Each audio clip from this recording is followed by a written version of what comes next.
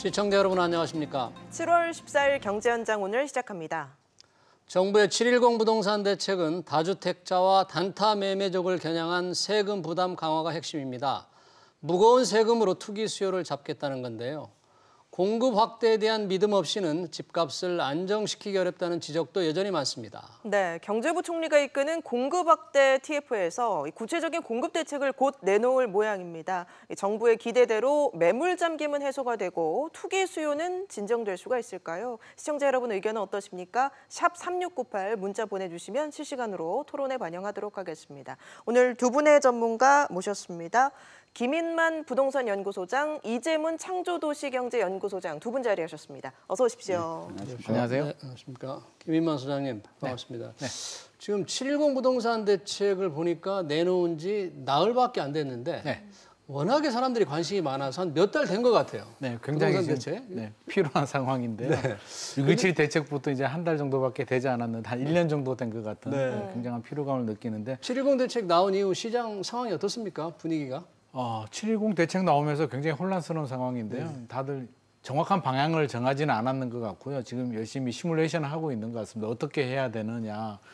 근데 기존에 임대사업자 등록하신 분들은 상당히 좀 여유가 있는 상황이고요. 일단은 시간을 벌었으니까 지켜보자는 입장이고 임대사업자를 등록하지 못한 분들 아니면 분양을 미리 받았던 분들 이런 분들은 이제 굉장히 불안해하면서 팔고 싶은데 이제 그 말씀을 많이 해주세요. 양도세 때문에 못 팔겠다. 양도세만 좀 이렇게 낮춰줘도 사실 팔고 싶은데 중과 때문에 못 팔겠다 이런 말씀을 많이 해주고 있습니다. 6월 1일까지 양도세를 더 올리지 않겠다고 정부가 퇴로라고 만들어주지 않았습니까? 내년 6월. 퇴로라고 했지만 이미 문턱이 너무 높아져가지고요. 지금 또 중과세가 적용되고 있잖아요. 조정 대상지의 2주택은 10%포인트가 더 되고요. 3주택은 20% 되는데 내년부터 이제 거기에 10%포인트가 더 올라가는 거지 지금 또 이미 중과세가 적용되고 있기 때문에 3주택자들은 계산해 보면 뭐 10억 남아가지고 10억 남는다면 올해 내년 6월 전까지 팔면 6억 내야 되고 그다음부터는 7억 내야 된다면 6억이나 7억이나 어차피 부담스러운 돈은 똑같으니까 쉽게 결정을 못하는 것 같습니다. 다주택자들의 셈법은 좀 복잡한 것 같은데 소장님 최근에 이제 뭐 젊은 층을 중심으로 무리해서라도 집을 사자 이런 매수세가 컸잖아요. 이런 분위기들은 요즘에 어떻습니까? 그러니까 이제 우리가 시중에서 회자되는 얘기 중에 영끌이라고 있지 않습니까? 사실 좀 슬픈 얘기거든요. 예, 영혼까지 팔아서 우리가 집을 마련해야 집을 될까? 예. 이제 이런 부분들은 이제 사회의 어떤 하나의 그 회자되는 어떤 비아냥일 수도 있고 오르는 집값에 대한 어떤 좌절과 실망감을 이제 보여줄 수 있다라고 좀 보여지는데요. 최근에 이제 그 6.17 대책과 7.10 대책을 이렇게 보면 아주 상당히 이제 그물망이 촘촘히 짜여졌다라고 이제 생각이 들고요. 그다음에 이제 문재인 정부부터 지금까지 문재인 정부 출범 이후 지금까지 이제 발표된 정책에서 이제 공통적으로 제기됐던 문제들이 이제 법인으로 명의가 분산되는 문제하고 그다음에 이제 신탁사를 활용해 갖고서 보유세를 우회하는 방법하고 그다음에 주택 임대 사업자에 과도한 혜택을 주던 거를 어떻게 할 것인가에 대한 부분을 이번에다 해법을 제시했기 때문에 그만큼 시장에 충격이 컸을 거라고 생각을 합니다. 반면에 이제 이런 강력한 정책 때문에 최근에 무리하게 대출을 받아서 집을 샀다든지 이제 이런 그 30대라든지 이제 이런 세대들은 지금 상당히 불안한 마음으로 앞으로 주택 시장이 어떻게 될까 하고 이제 그런 마음으로 지금 이제 초조하게 지켜볼 것 같고요. 이제 다주택자들 같은 경우도 이제 어쨌든 과거와는 달리 지금 이제 국회가 다수당이다 보니까 정책의 발표와 동시에 이제 법안이 만들어지는 어떻게 보면 초유의 사태가 이제 만들어졌기 때문에 이러한 그 과세 폭탄 또는 어떤 이런 증가되는 것들이 우리한테 어떤 영향을 미칠까 하는 이제 각자 다른 생각을 가지고 현재 시장을 바라보면서 관망하는 거라고 보고 있습니다. 예. 지금 고가주택자는 소장님 말씀대로 팔까 말까라는 게 뭐 증여할까 뭐 이런 생각도 지금 계속 하는 거 아니겠어요? 네, 맞습니다. 그럼 증여 쪽으로 많이 가지 않을까요? 답이 없으면 증여를 찾을 것 같고요. 어차피 물려줄 거 만약에 뭐 집이 아주 많다면 모르겠지만 그렇지 않다면 어차피 상속으로 어차피 자녀한테 하나씩은 다 주고 싶잖아요. 그래서 증여 많이 선택할 것 같고 이미 많이 선택을 했고요. 또 약간 시간을 벌 수가 있는 게 우리가 취득세, 종합부동산세, 양도세 이렇게 이제 세 가지 폭탄을 때렸는데 취득세는 살 때 내는 세금이니까 이미 샀던 분들은 취득세는 일단 해당 사항이 없고요. 종합부동산세 같은 경우는 뭐 올해 인상분은 올해 12월 달에 나오고요. 이번에 이제 세법 개정안이 되면 내년 12월 달에 고지서를 받아보거든요. 그러면 문재인 정부가 2022년 3월에 대선을 치르니까 어떻게든 한두 번은 버텨보자라는 심리도 작용하는 것 같고요. 양도세도 이제 굉장히 부담스러운데 세법은 항상 바뀌잖아요. 그래서 시장 상황이 어떻게 바뀔까? 대선 또 이제 다음 정권 누가 잡을지는 모르겠지만 당장 팔기보다는 도저히 답이 안 나오면 증여를 하든지 아니면 기다려보겠다 이런 분들도 많이 있습니다. 그럼 좀 공급이 많아야 되기 때문에 매물 유도를 원하는 정부의 기대가 잘 안 먹힐 수 있잖아요. 제 생각에는 생각보다 잘 안 나올 수가 있는 게 임대사업자도 많이 냈고요. 퇴로도 차라리 기본세율을 양도세를 내년 6월까지 기본세율을 해줬으면 제 생각에는 분명히 정부 생각보다도 더 많이 나왔을 것 같은데 이 정도 지금 또 중과세이기 때문에 안 나올 것 같고요. 제가 제일 걱정되는 부분은 지금 굉장히 공포 분위기가 조성이 됐잖아요. 710 대책 같은 경우는 제가 생각해도 굉장히 당황스러울 정도로 취득세가 12%까지 나왔으니까 굉장히 놀랄 정도의 이런 강력한 대책이 나왔는데 이런 상황이 벌어지게 되면 무주택자들 실제로 정부가 바랄 때에는 다주택자들이 매물을 내놓으면 실수요자들이 이제 매물을 사주는 이런 안정적인 시스템을 원했을 것 같은데 이런 상황이 되면 실수요자들이 더 위축이 되거든요. 지금까지 집을 안 샀다는 얘기는 상당히 위험 회피 성향이 강한데 이런 공포 분위기 속에서 과연 집을 살 만한 아무리 실수요자라도 정부가 실수요자를 규제하진 않았거든요. 실수요자는 사게 문을 열어뒀음에도 불구하고 심리적으로는 실수요자들이 제 생각에는 더 많이 위축이 됐고요. 과거를 보더라도 실수요자들이 이런 분위기에 집값 사람 마음은 똑같아요. 저도 상담을 해보면 이제 그렇게 얘기하거든요. 실수요자가 공포 분위기 비슷한 걸 느낀다는 것은 가격이 떨어지지 않을까 이런 걱정이라는 거죠. 상담을 해보면 이제 그런 말씀 많이 하거든요. 나는 집값 오르는 거 바라지 않아. 이렇게 말씀을 많이 하는데 막상 속을 들여다보면 집값 떨어지는 거 원하는 사람 한 사람도 없거든요. 조금이라도 이것만 올라줬으면 이렇게 말씀을 하시는데 지금 분위기는 떨어질 것 같은 분위기거든요. 그러니까 사야 되는 실수요자들도 위축이 되면서 정부가 원하는 그 매물 또는 거래량은 그렇게 늘어날 것 같지는 않습니다. 다주택자들이 집을 팔기보다는 증여로 몰릴 것이라고 말씀을 해주셨는데 그런데 오늘 김현미 장관이 그 증여가 더 이득이 되지 않도록 하겠다고 얘기했거든요. 네. 언론에서 이제 항상 이제 우리 최근에 이제 겪는 현상이 뭐냐면 대책 다음 날 풍선 효과를 할 수 있는 틈새가 생기고 있다라는 거죠. 이번에는 이제 아까 그렇게 촘촘히 묶었음에도 불구하고 이제 증여가 증가하고 있다 그러니까 증여에 대한 어떤 세율을 높이겠다 그러는데 제가 이제 좀 말씀드리고 싶은 거는 증여는 만능이 아니라는 겁니다. 증여는 기본적으로 과세율이 금액에 따라서 틀려지지만 50%까지가 부과되거든요.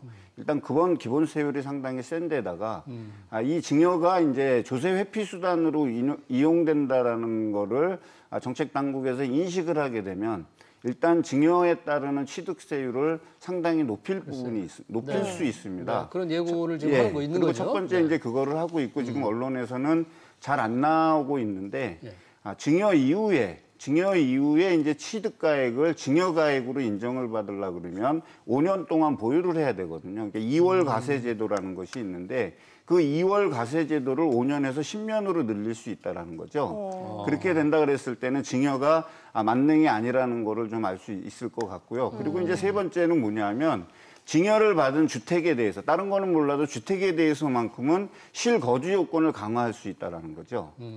그렇게 된다 그러면 내가 증여받은 주택에서 거주를 하지 않게 되면 고스란히 어떤 시세 차익이 있다 하더라도 그 부분을 세금으로 납부해야 되는 어떤 상황이 벌어질 수 있기 때문에 특히 이제 뭐 무주택자라든지 1주택자들은 크게 걱정할 이유는 없죠. 근데 이제 다주택자들 같은 경우에 이제 이런 분들이 지나치게 이제 조세 틈새를 찾아서 어떠한 이걸로 이제 조세 회피 수단으로 삼게 된다 그랬을 때는 이거조차도 바로 저는 정책이 나올 거라고 생각을 하고요.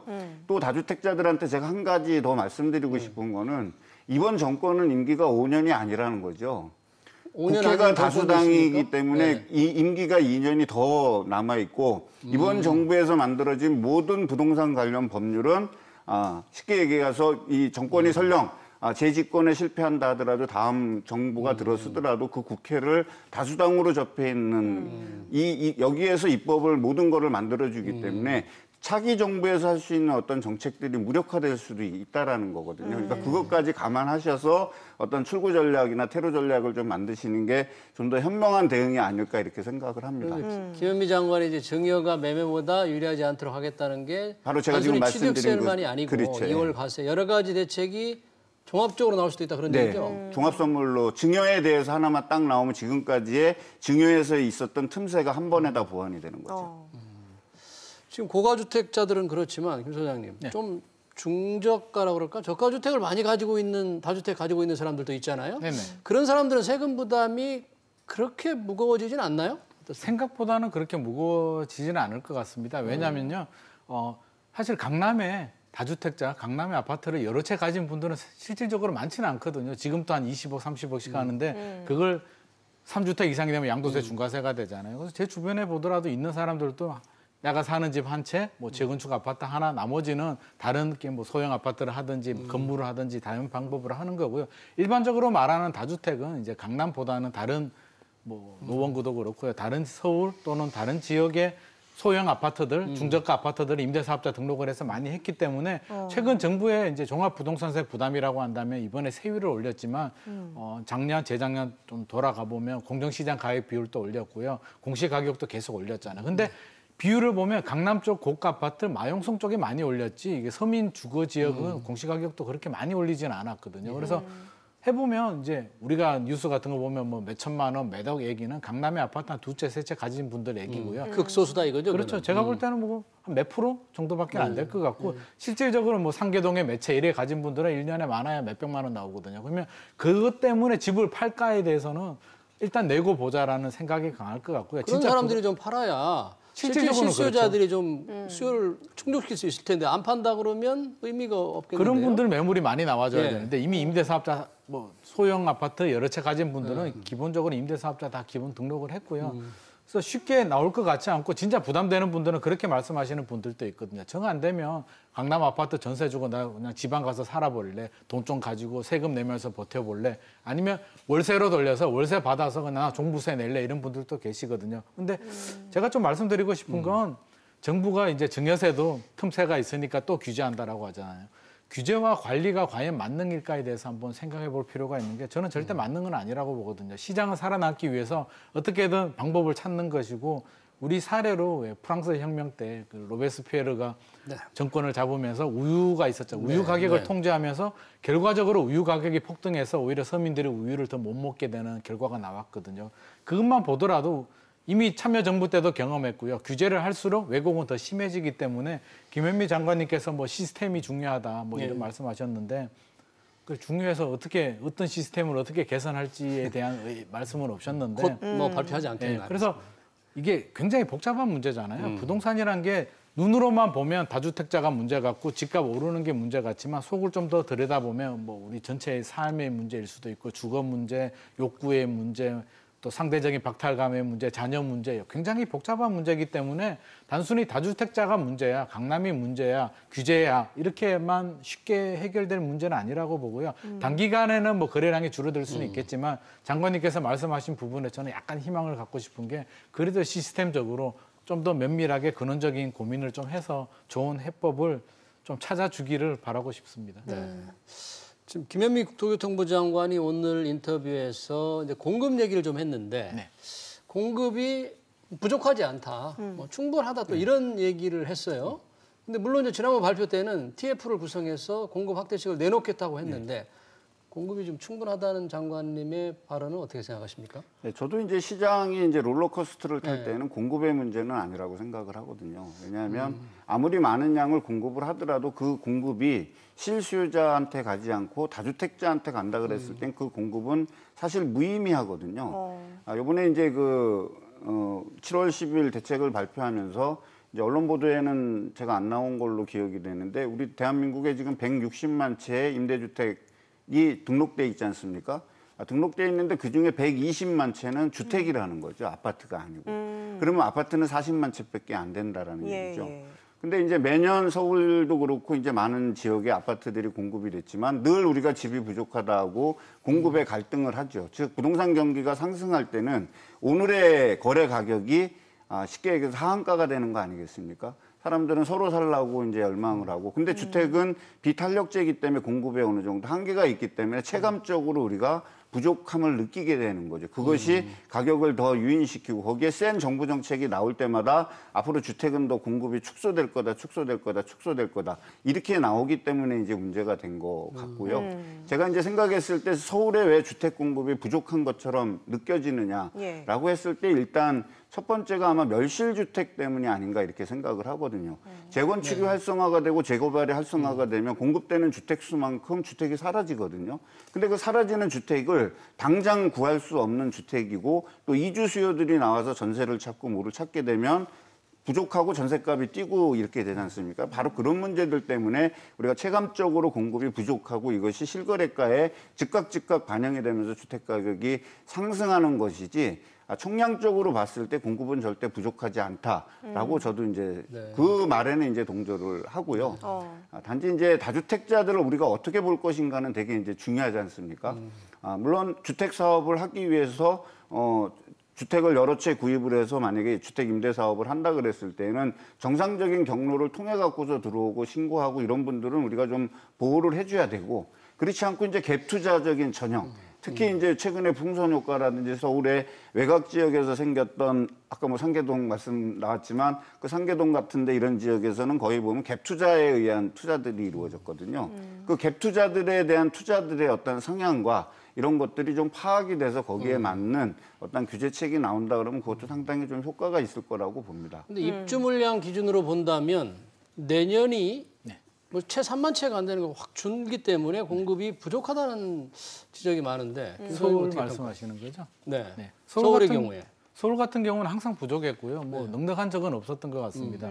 뭐 장관님께서 매년 4만 호 정도 공급이 된다라고 하는데 소장님께서 말씀하셨듯이 멸실주택이 수반되기 때문에 실질적인 공급 양은 굉장히 부족할 것 같고요. 또 제일 문제가 제 생각에는 문제가 서울은 인구 밀도가 너무 높잖아요. 그래서 공급을 여기서 막 2배, 3배 늘린다고 해서 이 문제가 쉽게 해결된 문제는 아니라고 보거든요. 그래서 서울은 근본적으로 부족도 하고 절대 물량도 부족하고 상대적으로도 선호도가 너무 높다.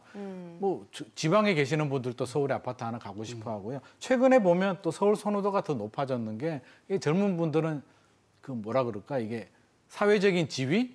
약간 그 옛날 같으면 계급? 이런 개념이 너 어디 살아? 나 서울 살아? 이런 게 더 강화된 것 같습니다. 그래서 이런 수요 분산이 없지 않고서는 그리고 또 최근에 또 불안해서 덜 사신 분들도 많거든요. 지금 안 사면 나 서울 아파트 영원히 못 살 것 같아. 그래서 영끌이란 말이 나올 정도로 작년 올해 또 거래량이 더 늘어나게 되는데 이런 불안 심리에 또 서울 선호도를 해결하지 않는 한 과연 10만 원을 더 짓는다고 해서 과연 이 문제가 해결이 될까?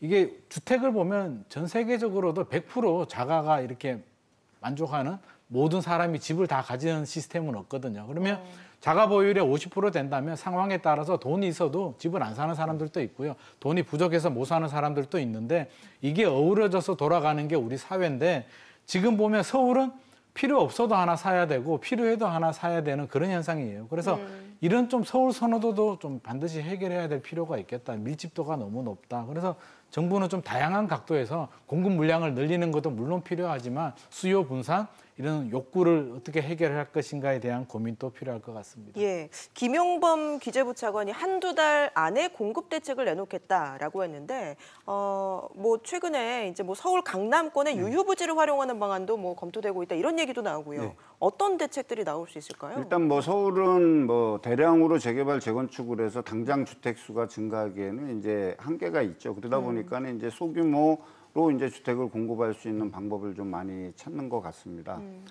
또한 이제 아까도 이 서울의 공급을 인위적으로 관리하기 위해서 안전진단에 대한 초입부터 관리 관청을 이제 시군구에서 시도로 바꿨잖아요. 그런 거는 이제 결국에 뭐냐면 멸실주택과 서울에 들어오는 신규 주택의 공급수를 조절을 해서 어떤 공급을 1차적으로 좀 안정시키겠다라는 의도가 좀 있는 걸로 보여지고요. 그 다음에 이제 뭐 전시장이라든지 철도 부지, 유휴부지라든지 그 다음에 중공업 지역에서의 종상향이라든지 이제 이런 것들을 통해서 한 한 2만 세대 가까이 공급되는 거를 정부와 서울시가 어느 정도 이제 협의를 했다라고 얘기하잖아요.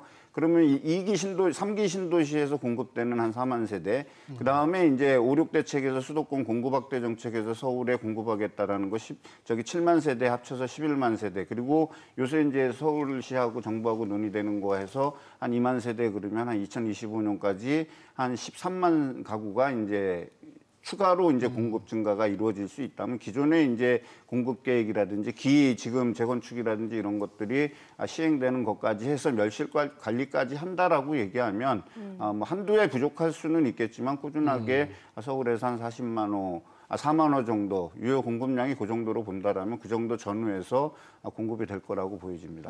강남 유휴부지에 뭐 한 2만 가구 정도 공급한다는 게 뭐 지역들이 조금 거론되는 곳이 있습니까, 소장님? 이게 5월 달에 이미 대책이 발표가 됐거든요. 유효부지 어디 할지 뭐 영등포도 있었고요. 뭐 강남 쪽도 이제 몇 군데가 있었는데 그래서 다 끌어모아서 7만 호 부지를 확보하겠다는 게 5월 달에 나왔고요. 아마 거기서 추가돼도 몇 개 안 추가될 것 같고 이제 포인트는 3기 신도시 용적률을 올려서 공급 물량을 더 늘리겠다 이런 내용들이 추가될 것 같습니다. 근데 약간 좀 국민들이 저도 이제 국민이니까요. 예. 국민 입장에서 생각드는 게 7만 호 2025년까지 추가해서 과연 얼마나 해결이 될 것이며 이 대책 내용을 보면 부지 확보거든요. 부지 확보해서 언제 지어서 언제 내가 분양을 받고 입주할 수 있을까? 잘 체감이 안 되거든요. 오늘 뉴스 시작할 때도 뭐 뉴딜 정책 나오고 160조 뭐 나오는데 예.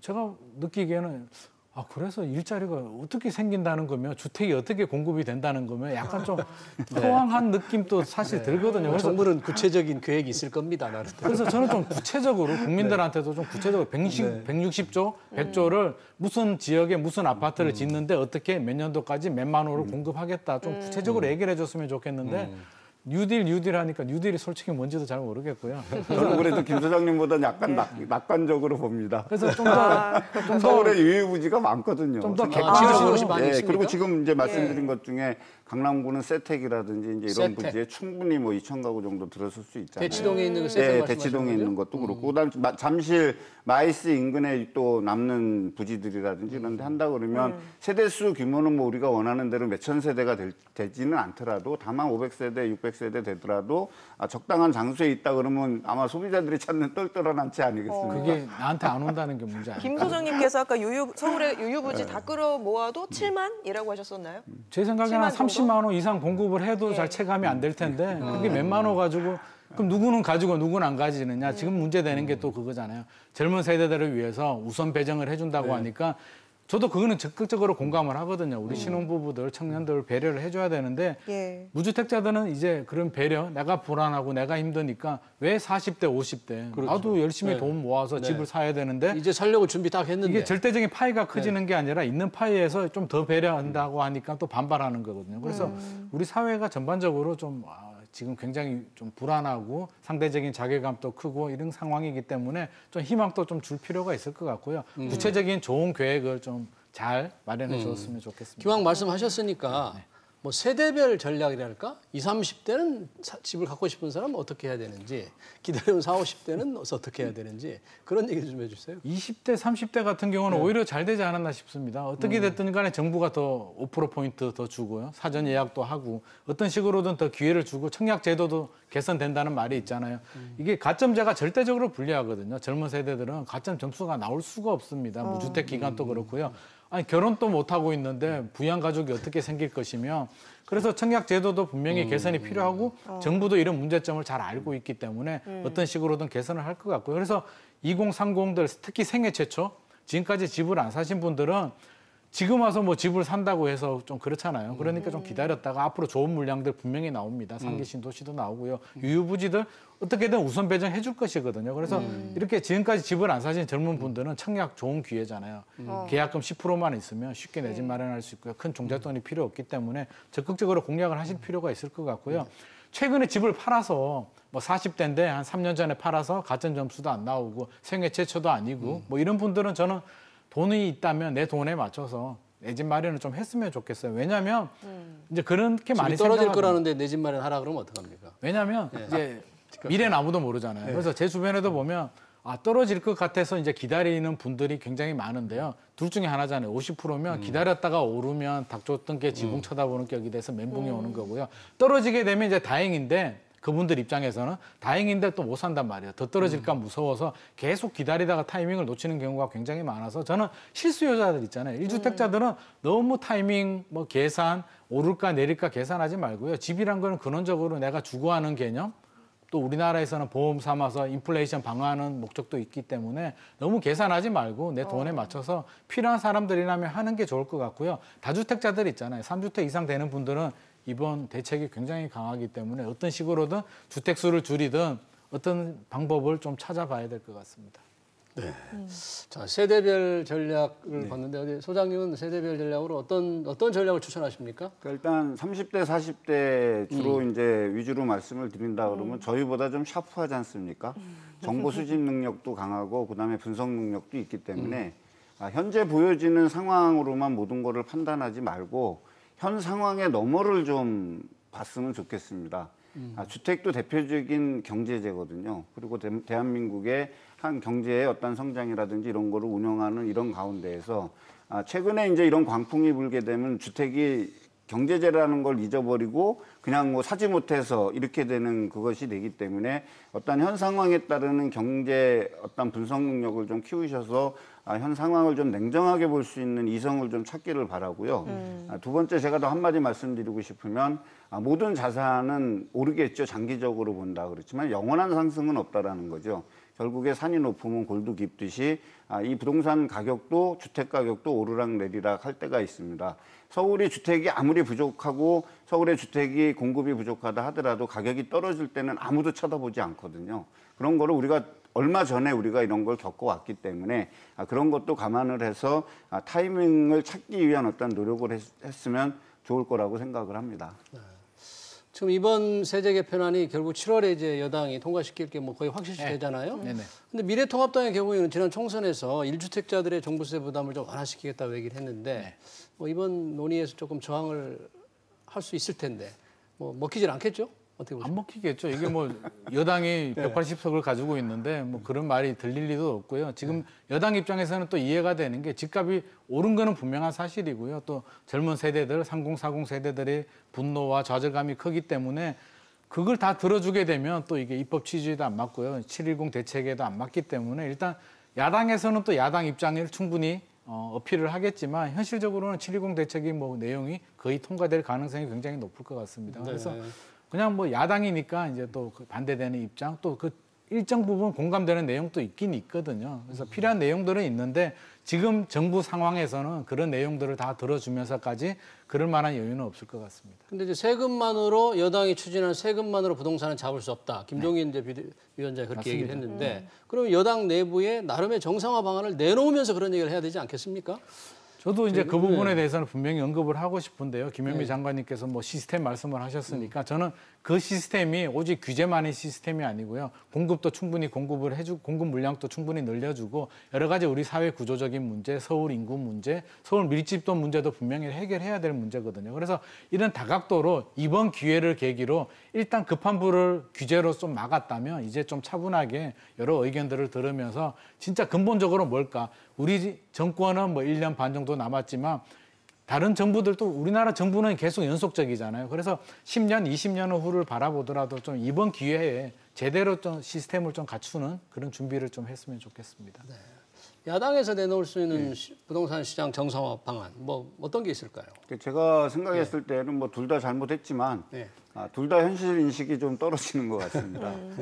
지금 상당히 많이 온 종합부동산세라든지 아니면 주택 청약제도 그다음에 이제 재건축 규제 완화 이런 것들은 현실적으로 정부가 받아들이기 힘든 상황이잖아요. 그렇다면 거기에 맞는 것이 국회에서 입법 과정을 통해서 나온다라면 거기에 국민이 공감할 수 있는 대안을 제시해야만이 저는 이것이 된다라고 하고 또 그것이 정치의 어떤 순기능이 아니겠습니까? 그냥 뭐 지금 정부에 대해서 부동산 정책이 잘못됐으니까 이거는 없애버려야 돼 그러고서 다시 과거로 회귀하는 어떤 그런 어떤 포퓰리즘적 어떤 대안 제시보다는 현실성 있는 어떤 이런 정책들이 좀 나왔으면 좋겠고, 이번에 좀 국회에서 좀 다뤄주기를 좀 바라는 건 대출 부분이죠.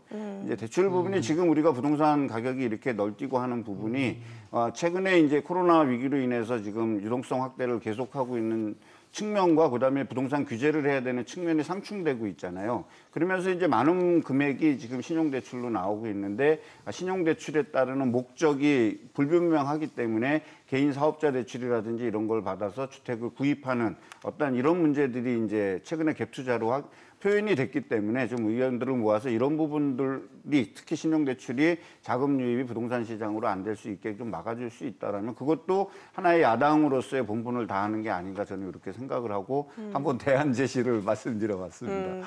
알겠습니다. 오늘 두 분 말씀 여기까지 듣도록 하겠습니다. 지금까지 이재문 창조도시경제연구소장, 김인만 부동산연구소장과 함께했습니다. 고맙습니다.